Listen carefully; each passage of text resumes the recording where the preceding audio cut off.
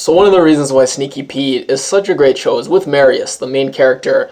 You've got such a great depiction of what life is like for a con man. So first of all, you always see Marius always looking for angles, always the wheels are spinning, always looking for the next lie to tell. You see how he has to do two things all the time. He has to, one, be a chameleon and play a bunch of different roles, and there's costumes, and it's a lot of fun. He has to act, and then there's also this improvisation where he's always got to think on his feet, because he always comes up with a plan, but almost never do things go according to plan. There's always things that he can't anticipate. Murphy's Law, everything goes wrong, and then he has this carefully constructed plan, but when the plan goes out the window, then he has to just come up with a new plan, and he's always just going from one thing to the next, and when he finds himself in hot water, he'll figure out a way, or at least a way that he thinks he's going to get out of it, but that only puts him in a different kind of hot water. So he's just constantly weaseling and evasive, and he's the perfect person to play this role because he's not a very charismatic, dynamic person. That's more of, you think of like a snake oil salesman or a cult leader. No, he's the perfect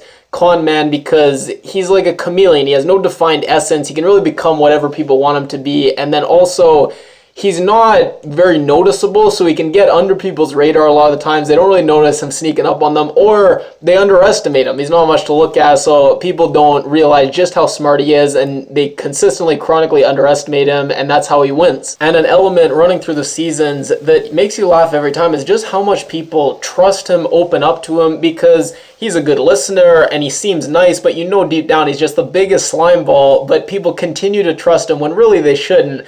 And we get all these fun elements of you think of the con life, you get him being a card shark in card games, you get pool tricks, you get the Ocean's 11, the heist stuff, the decoys and the distractions. But what I loved about season one especially was you had the other side of the con life, which is the violence and the gangsters, and Bryan Cranston just gives such a great performance, and you really saw that, yeah, a lot of times when we see it on TV, it's all fun and games, but there's also that other element of the violence and the brutality, and that's what I thought was so good about season one, and I thought season two, you lost that a bit. There was still the fun, the heist, the plans, the schemes, and there was a villain, but it was more of a goofy villain, and you didn't really feel like there was a scary element anymore. And that's where it goes from, I think, depicting it to kind of glamorizing and romanticizing it a bit. And also what was great in season one, not just Bryan Cranston, but this whole storyline where you had Eddie, his brother, who by the way was the bully off of season one of Louis. Very, very funny character there as well, but here he was just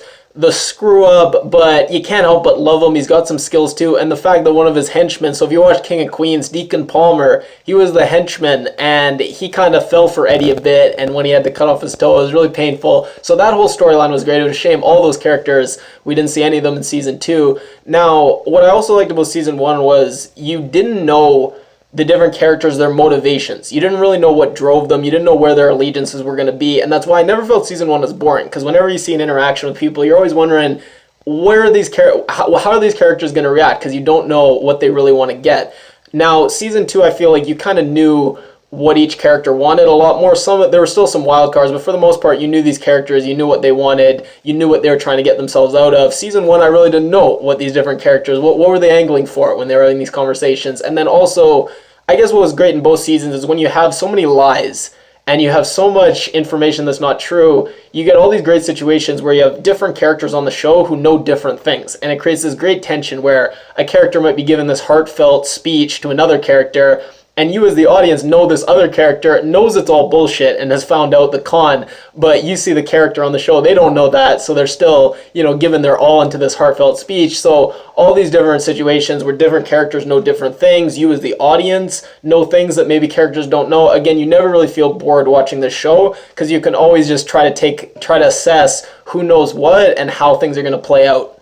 And I will say season one, it was very complex and there was a lot going on, but it felt like that complexity stemmed from a pretty simple premise. It was just Marius and this one family, but because of the relationships between the different characters and a few lies and miscommunications here or there, you can see how some pretty crazy and outlandish situations could come from a pretty realistic premise, and then, like I say, a few miscommunications. Season two, there was a lot going on, crazy over the top, but it felt like this wasn't real life anymore. This could never really come about. This was kind of a farce, and it was a TV show, which some people may think is fine, but I think some of the magic of season one was lost. And let me say, the fact that the family's in the bond business, first of all, it's hilarious. You forget this all started because Marius, he heard bonds and he thought Wall Street, a bunch of money stockbrokers, when really it was just the less lucrative trade of bail bonds. Now, this is so great because, one, it adds the specter of danger, where you have all the double crosses, the double dealings,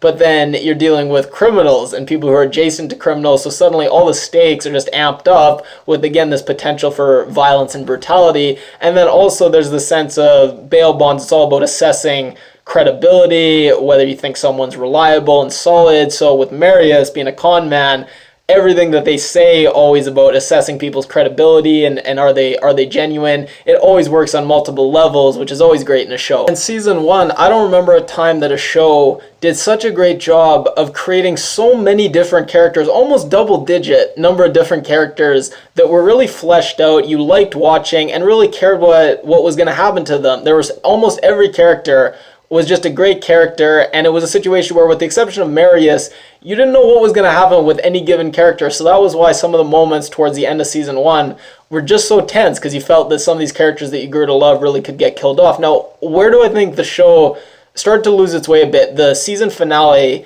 of season 1, now, Bryan Cranston's character, Vince, he has this great monologue. He had a great one earlier in the season, around episode 5. And the last episode, he has this great 5-minute chilling scene where you don't know what's going to happen. It's so tense. The fact that they had so much tension for such an amount of time was such a testament to the show and Bryan Cranston as an actor. Now, then I feel like they had this kind of, they went full Ocean's 11 with this bloodless scheme where they got everything that they wanted, and they pulled everything off.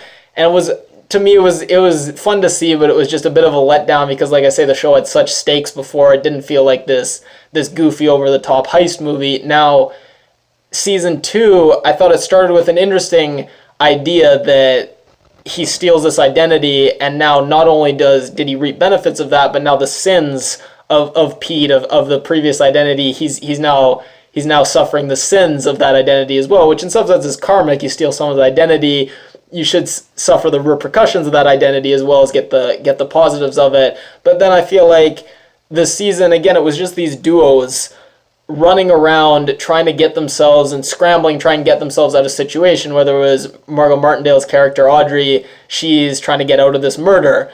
And then her husband, Otto, he's running away from the corrupt cop's son, and he's trying to get out of hot water here. And then Julia's character, she's just trying to deal with this guy sweating her to launder the money, so she's just trying to spin her wheels and get out of the situation. Then obviously Marius and Pete, he's got these two people, so it was just each character was just kind of scrambling, trying to get out of a situation. And I felt like it really, to this point, it's getting like the 8-hour movie treatment, where it's not at all episodic at all. I felt like in season 1, they actually had a decent blend of, we had these arcs running through, but we also had sometimes kind of a case of the week. Each week there was this little minor arc.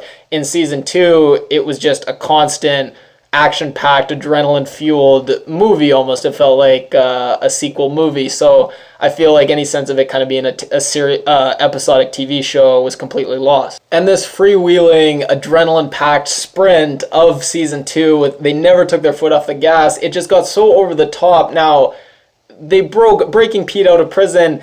They did it in somewhat a realistic way, kind of preying on just general incompetence and people's fear of getting exposed for their incompetence and apathy. So I thought they did it in a good way, but even so, bringing someone out of prison, that's just very over the top. And then comparing Luka to Vince from season 1, Vince, Bryan Cranston's character, he was so, in some sense, realistic and ordinary that I thought he was very scary and menacing. Luka, well, they tried to make him even more scary. He's throwing acid at people. In some sense, I just thought he was so over the top and goofy. He felt like a comic book villain. He didn't really feel like a real flesh and blood human gangster that you're going to actually be scared of. So I do think season 2, it was a lot of fun, and there were some great moments along the way, and it's an enjoyable ride for the most part. But I think season 1, it had some special quality, this kind of slow burn, a little slower pace, cat and mouse, episodic. You weren't quite sure what was going to happen, and I think that was lost. Now, season 3, I'm very interested to see which direction it's going to go, whether it's going to be like season 2, and just non-stop adrenaline ride, everyone's scrambling constantly, or whether they're going to try to go back to a little slower, a little more character driven, a little more fleshing out these family dynamics. So either way, I'll definitely be watching it.